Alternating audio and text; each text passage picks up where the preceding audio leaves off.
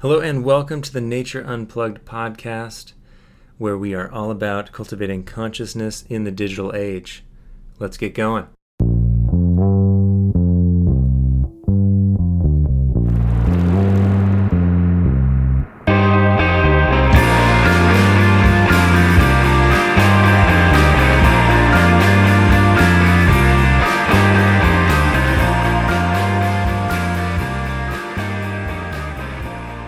Hello and welcome to the Nature Unplugged podcast again with me, Sebastian Slovan, and co-host Sonia Mohammed. Hi. Hi. All right, excited to be back? Indeed. So today we're going to talk about one thing that is sort of foundational, central to our work, which is movement and play. So we're going to talk about the importance of movement and play in our day-to-day lives as it relates to Nature Unplugged. Awesome, let's jump into it. Our mission at Nature Unplugged is to cultivate consciousness in the digital age. That means creating healthy relationships with technology and getting folks more connected to nature. So, movement and play. How does it relate to our work at Nature Unplugged? I think one of the main things, this may be sort of obvious, but worth stating, that as we in this society are becoming more sort of on our phones and locked into technology, we're also becoming more sedentary and more distracted, less creative, more isolated, things like that. So I think the physical moving, and we're talking about movement and play, particularly, physical movement outdoors. So it's a nice counterbalance to the isolation and sedentary nature of tech use. Anything to add, Sonia? What about Pokemon Go? Pokemon Go, it's a good point. We'll get into that a little later maybe. There's games out there, video games that get people out and engaged. I guess the drawback to Pokemon Go is, at least around here, I remember reading about several people who, well, there's a couple of people who fell off a cliff near here, Oh yeah, searching they for were a looking Pokemon. at their phone and not where they were actually going. May have been some car accidents, etc. I think that's better certainly than playing Pokemon Go in your room. So, pros and cons. But anything to add to the Sonia, to the how movement and play relates to our work at Nature Unplugged? I think you covered it. It's incredibly foundational. I think it's one of those things that seems less sophisticated or complex in some of our other curricular items or foundational pillars, but it's actually one of the harder pieces, I think, especially as we get older. Play becomes something that's for kids, and it's harder to make time for it or justify it. So I think it presents its own unique challenges and is a very important piece of our work. Absolutely. And when we're talking about play, just to clarify, this is for all people, children and adults too. That's a really good point, which we'll, I think, explore a little bit more later. And just to recap, we haven't talked about this in a little bit, but our main pillars that we focus on are mindfulness, which we've talked about in a past episode, which we'll come back to, mindset, which we haven't talked about so much, but we will, and movement/play. This is one of the main things. Okay, so what is play? What is play? So a definition of play I looked up on the interwebs is that play is to engage in activity for enjoyment and recreation rather than a serious or practical purpose. Interesting. Okay. So the purpose of play is just purely for the fun of it, and you're not trying to there's no specific outcome that you're trying to get. Make sense? So that's what play is, the definition.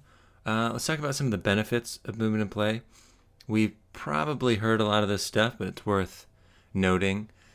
Play has been shown to elevate mental performance, heighten levels of attention, creativity, focus, and memory. Play has certainly been shown to improve some of our physical functioning, particularly our heart and lungs. We're seeing with more movement, more play, lower instances of type 2 diabetes and other things like asthma, high blood pressure, sleep apnea going down. Also, there's a social emotional well-being aspect to play. It sort of improves social skills, confidence, self-esteem, and also stronger muscles and bones. So we get better balance, coordination, flexibility, etc. Physical health, mental health. So it's a pretty good and important piece of development. And I think this is an interesting thing that Sonia touched on earlier, is that it is so easy, I think particularly in our culture, to for adults to lose sight of play, or even older kids. It's sort of not appropriate to play out after you're, a certain age. Supposed to be getting stuff done. Mm-hmm. And of course there's a place for that, but a lot of the studies and articles out there are specifically about the importance of play for children and their development, which is certainly important. And it's important to note that it's really critical for adults too. Mm-hmm. Yeah, it's incredibly important for social development, which you touched on. But I think that there's also an aspect of it that helps you understand your like physical boundaries and risk management as well, like your understanding of self and others, and where it's fun and where you start crossing into a border of maybe dangerous, and how to measure the risk within it. So it's very practical in a lot of ways, even though on the surface it doesn't seem that way. Yeah. But I want to ask you, Sonia, I know some of your background, and can you share a little bit about your experience with soccer and play, and how that sort of played out in your adult life, or as you got older? Sure. So I started playing soccer when I was really young and absolutely loved it. It was all I wanted to do every day. And as I started getting older and it became clear that I was good at soccer, the focus started to change. It started to become goal-driven, and not that that's bad inherently, but it became very much about how to play at the highest level in, whatever age group I was in, and then ultimately how to get into a good college by playing soccer. And once that shift happened, it changed the entire experience for me. It wasn't this outlet for fun and movement anymore. It was very practical in many ways. It was over-structured almost. Like every sort of exercise or training I did was for higher level of performance, to increase my odds at going to a Division I school.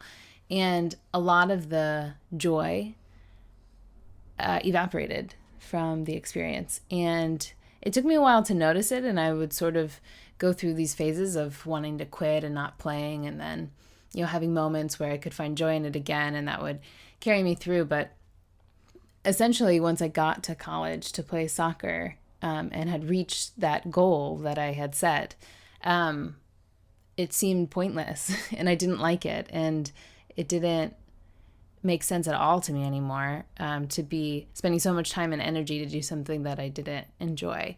And I look back on it, and it's sort of sad. There's lots of really fond memories of playing and a lot of wonderful things that came out of it. But it seems just like so much missed opportunity for fun and joy, and obviously in a really healthy outlet. And that's something that's stuck with me, and I really tried to make sure that now I don't do something solely for practical reasons when it comes to movement. I think there is space for that, but always making sure there are other outlets that are much more play oriented. And for me, what I found was flag football, and then also just playing volleyball or spike ball or something like that, where it's there's no real agenda other than just having fun. Yeah. Yeah. Good point. Thanks for sharing that. Yeah. And I think didn't you sort of had a similar experience in ways with your Yeah. bodyboarding? Yeah, I will, and I'll share about that. I also want to just jump in and make the point that I believe it is possible to play at a high level and achieve super high, like achieve high performance and win things and get things done, and also bring in a spirit of play. So it doesn't have to Absolutely. be. No, it doesn't matter. It doesn't have to be one way or the other. Like this is just for fun, or this is all serious. So I think there's a place for balance between the two, which is challenging, but I think it's totally doable. Yeah, absolutely. It's not binary. It's you can definitely be a top player in whatever level you're at and find joy and have fun in it. It's actually I think the best players have that. Yeah, absolutely. My experience is really similar, actually. I had shared in previous pods that I got my thing when I was young was bodyboarding, same as boogie boarding. Got really into it here in San Diego. Started when I was, 5 or 6, and it was my thing, my favorite thing. And initially, it was just the funnest. Funnest, is that a word? Can you say that? I don't know. Yeah, it Most was. fun? Funnest? It was the most amazing experience ever. Just going out there, being in the waves, riding the waves. It's just the thrill of it was insane, in a good way. And that I just loved to do it and kept doing it. And eventually, in middle school, I started to compete, and then that continued on in high school. Got to the point where I was still having fun. It got to the point where after high school, I had the opportunity to go pro, and did that, and it became, as kind of that shift that you mentioned, it became much more about getting the right photograph, or the right video footage, or winning the contest, and less about the fun of it, or that I lost that like childlike wonder that I had for it for a long time. Mm-hmm. And it became like work, which it was sort of technically. It was how I was getting paid for a while. But yeah, my passion waned and eventually sort of phased out of it.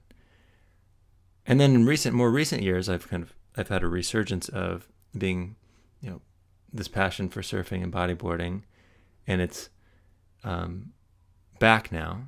Coming from, I think that one thing we're talking about here, which we can explore in a future episode, is really the difference between having the enthusiasm and passion coming from within or from the outside. Like, is this with you in soccer? It was all of a sudden the more important things were like getting a scholarship, and for me it was getting the right shot or whatever, and it was less from within us. And I think that's a really important aspect of play, which is just it's kind of coming from, I want to do this because it's internally driven, we could say.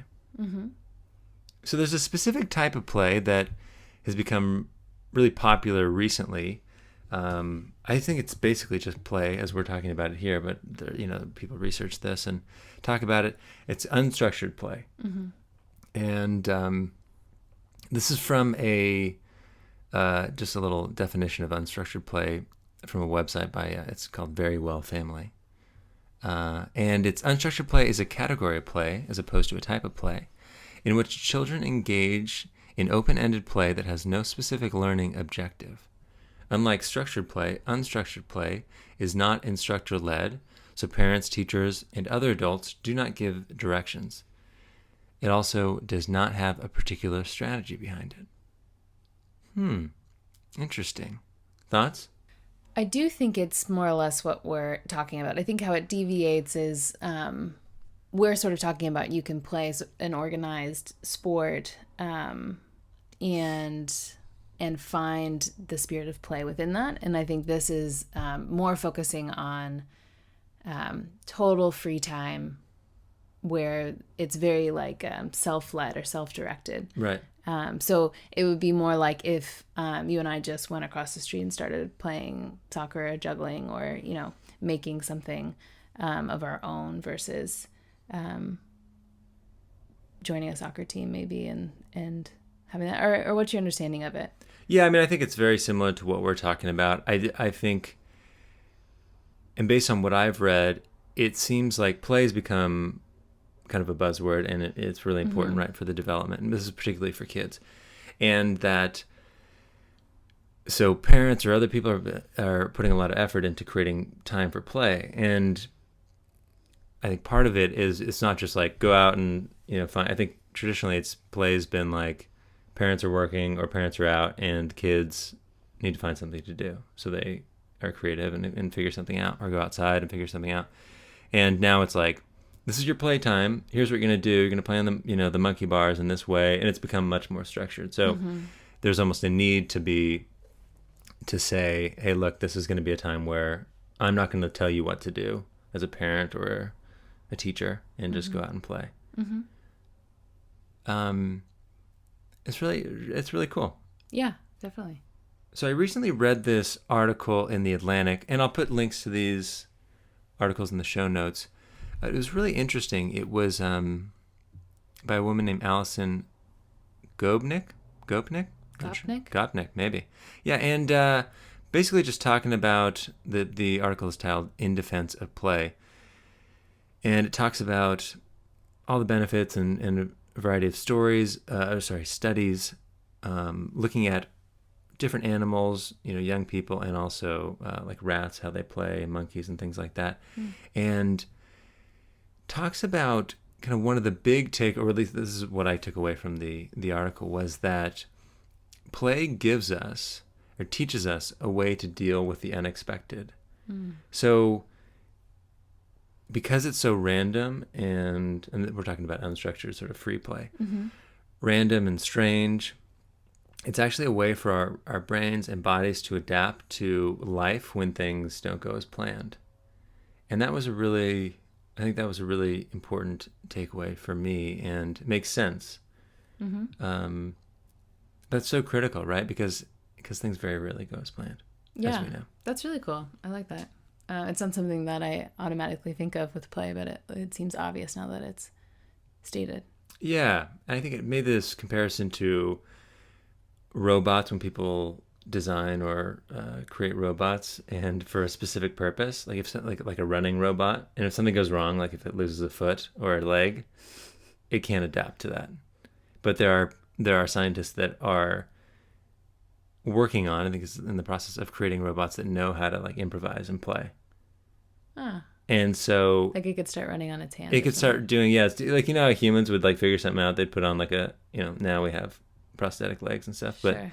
You'd figure out like a crutch or something to do. And a robot can't do it. And part of it, I think the hypothesis is that because they don't play. That robots don't play? Yeah, they don't play. Well, if they're not programmed to play. But now they're programming them to play. Obviously, more on that later. Yeah. Yeah. So shifting from robots, one of the things I really wanted to mention in this podcast, because I loved it ever since I saw it, was this YouTube video. Maybe there's an article that goes with it. I'm sure there are many stories about this person, but his name is Stephen Jepson, and it's called Never Stop Playing. And it's this older man who basically has dedicated his life right now to playing, just never stopping playing. Is that how you say that? Never stopping playing. Sounds great. Basically, he builds a playground in his backyard, and it doesn't maybe look the way you would picture a playground. Some pieces of it do, but it's exactly like what you would expect somebody to sort of stumble on and then just say like, oh, this would be fun. Like, I'll throw some rocks down here so I can jump from rock to rock. He has these, bouncy balls basically that he plays with, where he throws them in succession and tries to catch them. And basically he's this older, like significantly older guy who looks maybe more agile than me. He's just like going, and his energy seems super high. His mental acuity seems incredibly high. And the whole point of his outlook and this video is that play is really critical to keep your body agile, avoiding like falls and losing flexibility and capacity to move around in the way you would want to, and then also looks at the mental benefits of playing and staying sharp. And not to mention, he seems incredibly happy in his interviews. Yeah, he's a character. If you haven't seen it, I'm sure a lot of people have seen it, but if you haven't seen it, definitely worth checking out. I'll put a link to it. Yeah. Or we'll put a link to it. It's mental. The guy's awesome. Yeah. Inspirational for sure. Mm-hmm. Makes us want to build a rock wall in our backyard or something. Yeah. Yeah, he's always inventing stuff too. It's pretty phenomenal. Yeah. Awesome. Well, that brings us to our challenge this week. We're going to do a challenge. Challenge. We need a song for that. Challenge. Okay, that'll do for now. Okay, in the spirit of play, here's the challenge for this episode of the Nature Unplugged podcast. Okay, sometime in the next week, give yourself 1 hour of unstructured playtime in nature. Ooh. So this can be done by yourself, solo, and that means you just have to create a game or something. It can be climbing a tree or something like that. Or it can be with friends and family. If you're feeling really fired up, you can set aside some time to do every day. But I think at a minimum, 1 hour sometime this week. Well, that'll do it for this episode of the Nature Unplugged podcast. We were talking today about the importance, the benefits of movement and play. So thanks so much for listening. Please take a moment to subscribe and rate us on iTunes. You can find our episodes on SoundCloud, Stitcher, and other podcast platforms as well. And be sure and visit www.natureunplugged.com for more information and resources. And you can also reach out to us directly from our website.